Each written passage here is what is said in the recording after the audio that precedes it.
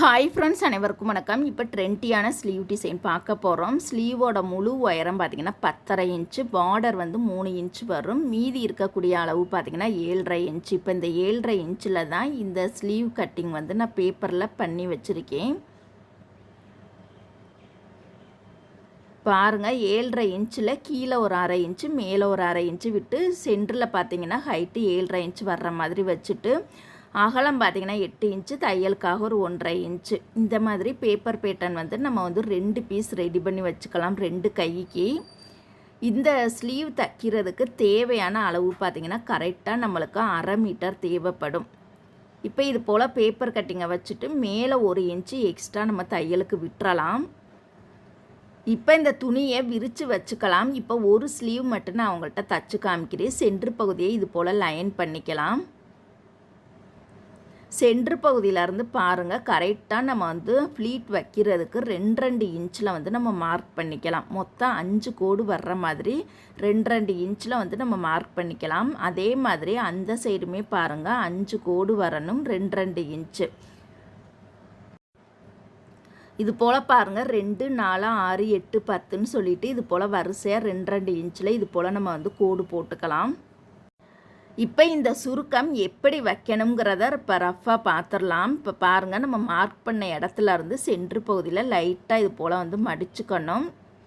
அந்த அளவு வரைக்கும் நம்ம வந்து மடிச்சுக்கணும். பாருங்கள், மடித்து ஒன்று மேலே வரிசையாக கீழே வச்சிடணும். மேலே வந்து நம்மளுக்கு தனித்தனியாக வரணும். கீழே எடுக்கக்கூடிய சுருக்கம் ஒன்று மேலே வச்சுட்டு மேலே வரக்கூடிய சுருக்கம் மட்டும் தனித்தனியாக வைக்கணும். இப்போ எப்படி தைக்கிறதுன்னு பார்க்கலாம். இப்போ சென்ட்ரு பகுதியிலேருந்து பாருங்கள், 1 சைடு சுருக்கத்தை ஒரு டாட் வந்து நம்ம போட்டிருக்கோம். அந்த ஒரு டாட்டை இது போல் நம்ம மடித்து 2வது டாட்டை அது மேலே மடித்து 3வது டாட்டு 2வது டாட் மேலே மடிக்கணும். இப்போ 4வது மடிப்பு பார்த்திங்கன்னா 3வது டாட் மேலே மடிக்கணும். இது போல் ஒன்று மேலே வரிசையாக ஃப்ளீட் வச்சுக்கலாம். கீழே வைக்கக்கூடிய ஃப்ளீட் மட்டும் ஒன்று மேலே வச்சுட்டு மேலே இருக்கக்கூடிய சுருக்கம் வந்து தனித்தனியாக வரணும். இந்த மாதிரி பாருங்கள், மொத்தமாக வச்சுட்டு அப்படியே நம்ம வந்து அந்த 5 சுருக்கத்தையுமே மொத்தமாக வச்சுட்டு அப்படியே வந்து ஒரு கெட்டி தையல் வந்து நம்ம போட்டுக்கலாம். 1 சைடு பாருங்கள் 5 சுருக்கம் நம்ம வந்து வச்சுருக்கோம். 5 சுருக்கமே கீழே ஒன்று மேலே வச்சுட்டு மேலே தனித்தனி ஃப்ளீட்டாக தெரியணும். அதே மாதிரி இந்த சைடுமே பாருங்கள், இதனால தான் நம்ம வந்து 2 இன்ச்சு வந்து சுருக்கம் வைக்கிறதுக்காக தான் நம்ம வந்து மார்க் பண்ணியிருக்கோம். கண்டிப்பாக இந்த மெத்தடில் தைச்சா மட்டும்தான் இந்த பப் ஸ்லீவ் ரொம்ப அழகாக சூப்பராக இருக்கும். பாருங்கள், மடிக்கிறத அழகாக பொறுமையாக மடிக்கணும். இப்போ இந்த இடத்துல ஒரு தையல் வந்து நல்லா ஸ்ட்ராங்காக கெட்டி தையல் போட்டுக்கலாம்.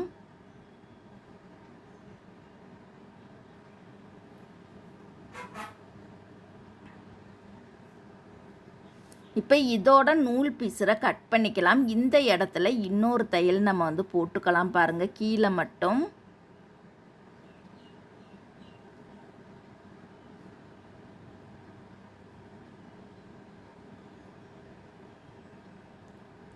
இப்போ கீழே வச்சுட்டோம். இப்போ பாருங்கள், மேலே வந்து நம்ம சுருக்கம் வைக்க போகிறோம். அந்தந்த மடிப்புக்கு நேராக வைக்க போகிறோம். கீழே ஃபுல்லாக மொத்தமாக வந்துட்டு மேலே மட்டும் அப்படியே விரிஞ்ச மாதிரி வரும். விசிறி ஷேப்புக்கு நம்மளுக்கு வரணும். பாருங்கள், கீழே வந்து கும்மலாக வச்சுட்டு மேலே வந்து தனித்தனி சுருக்கமாக வைக்கணும். இது போல் பாருங்கள், அந்தந்த மடிப்புக்கு நேராக அழகாக நீட்டாக ஒரே அளவாக சேமாக வச்சுக்கலாம்.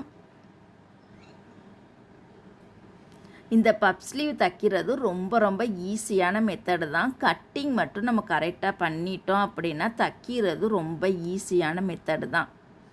கண்டிப்பாக இந்த பப் ஸ்லீவுக்கு பேப்பர் வந்து கண்டிப்பாக நம்மளுக்கு தேவைப்படும்.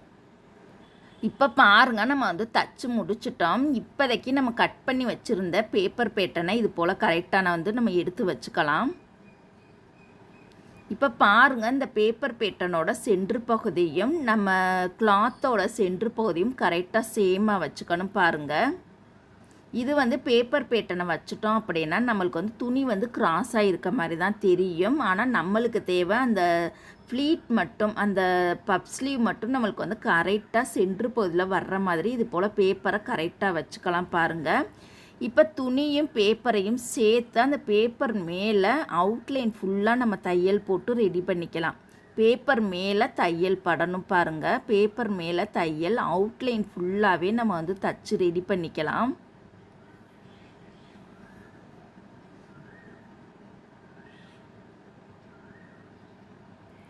கண்டிப்பாக 2 ஸ்லீவுக்கு 2 பேப்பர் பேட்டர்ன் கண்டிப்பாக நம்மளுக்கு தேவைப்படும்.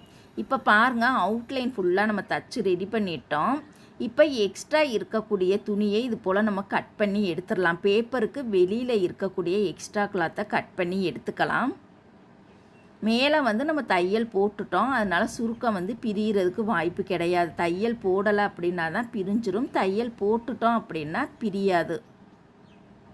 இப்போ அவுட்லைன் தச்சு முடிச்சிட்டோம். இப்போ இந்த பேப்பரை வந்து நம்ம கிழிச்சு எடுத்துடலாம். இது போல் பாருங்கள், பேப்பர் ஒரு துளி கூட வரக்கூடாதான், அந்தளவுக்கு பேப்பரை ஃபுல்லாக நம்ம பிரித்து ரெடி பண்ணிக்கலாம்.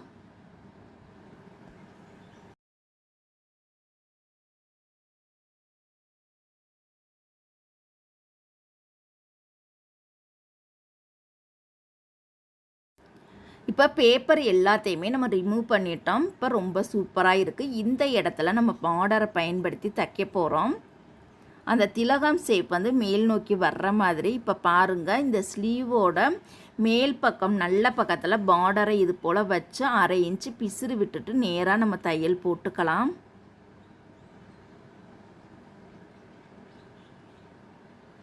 இப்போ இதை பாருங்கள், நல்ல பக்கமாக ஒட்டுலே ஓரத்துலேயே ஒரு படிமான தையல் நம்ம போட்டுக்கலாம்.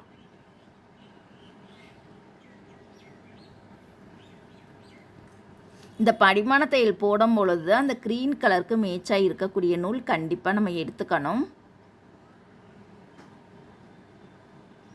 இப்போ இதுக்கு நம்ம லைனிங் கொடுத்து தைக்க போகிறோம். லைனிங் வந்து நார்மலாக எல்போ ஸ்லீவுக்கு எப்படி கட் பண்ணுவோமோ அந்த மாதிரி 10.5 இன்ச்சு ஹைட்லேயே நம்ம கட் பண்ணிக்கலாம், எக்ஸ்ட்ரா தையலுக்கு விட்டுட்டு.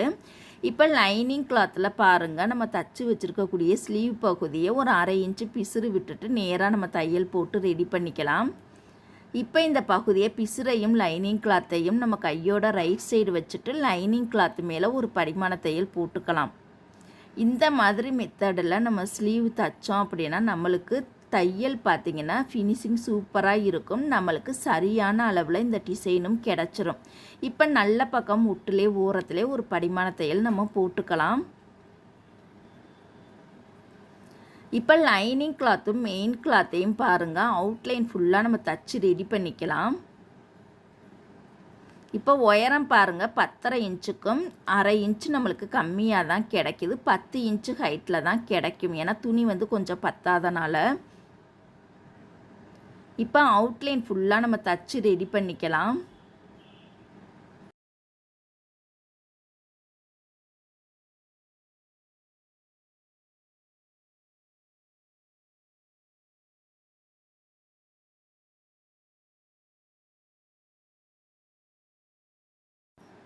இப்போ நம்ம தையல் போட்டு முடிச்சிட்டோம். இப்போ வெளியில் இருக்கக்கூடிய அந்த எக்ஸ்ட்ரா லைனிங் கிளாத்தை அந்த தையலை ஒட்டியே நம்ம கட் பண்ணி எடுத்துக்கலாம்.